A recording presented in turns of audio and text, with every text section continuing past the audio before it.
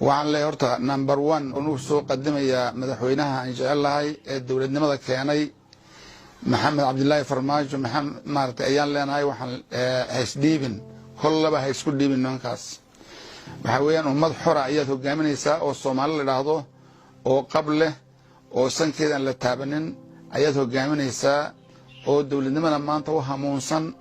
oo u jeelan oo maartaanay aad iyo aad ugu baahan inay madax banaanadaan ayaad hogaaminaysaa horta nimanka marnaba isku dhiibin waa inaan loo jixin nimanka ka yimiday maartaanay gumaysiga cusub ee hadda xamar degay oo aan xalna ku tirinayo mafaatihaanka Afrika maljoog meesha kristanku oo ka degan yahay Afrika ama Soomaaliya maxay noqotay ee looga taliyo maartaanay Soomaaliya looga hanjabayay marka waxaan leeyahay taas madaxweynaha iyo dadka Soomaaliyeed dhamaantood waxaan ku dhiirinayaa inaanan qodobka ay ku dhiiradeen nimanka baarlamaanku ilaahay khayr ha siiye ee hogaaminaya ninka la Maxamed Mursal oo hogaaminayo ayaa waxaan leeyahay yaan la burburinin qodobkaasi waa qodob ididiilow ah oo rajow ah ummadda Soomaaliyeed maxaa ka fiican in lagu raahdo waxa la diyaarinayaa ama sanad gudaha noqoto ama laba ha noqoto ama saddex ha noqoto doonta ha noqotee waxa la diyaarinayaa oo lagu diyaarinayo in aad gacantaada foodka ku dhibato qofka jeceshahay doorato ma wax ka wanaagsan baa jira aniga waxay la tahay ummadda Soomaaliyeed la afduubin qabyaaladii aan lagu afduubin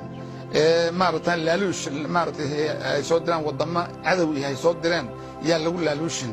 bal ninkan miskiinka imka generaalnimadiisii laga xayuubiyay aan waxa leeyahay loo celiyaa baan la ninka generaalnimadiisii wixii soo dhan uu qaldamay loo celiyaa aan la la saafiyo maxaa yeelay niman Turki ah ayaa lacag weyn tusay oo yiri 2 milyan baan ku siinayna 2 milyan ayaan ku siinayna markaas uu maartay dawani ka maqlay idaacadaha inuu konto kun bay keenano kaliya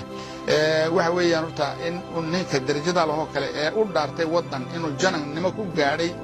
wadan inuu u dhaartay inuu qabiilo hoos gala maanta oo shirka ofishaale oo xafadan gali diray ah aw maartaanay maanta uu dhifays ka qodanayo waan ka argagaxay marka waxa weeyaan ummadani ha lagu soo celiyo sharafteedii saraakiishu ha noqdaan saraakiil sharaf leh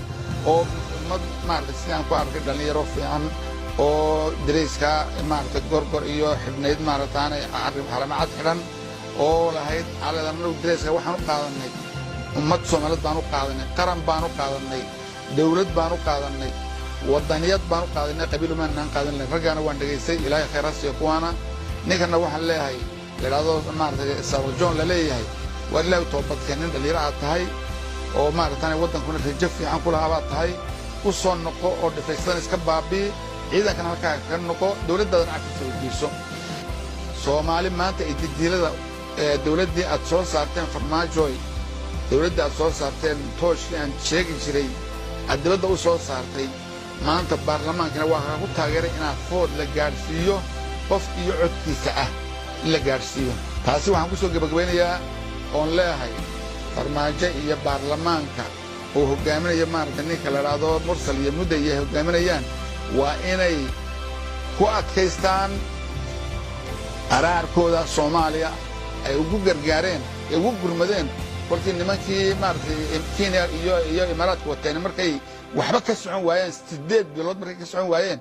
waa idinka wadankii u gurmaday haduminina ee gaalada sanka ku dhifta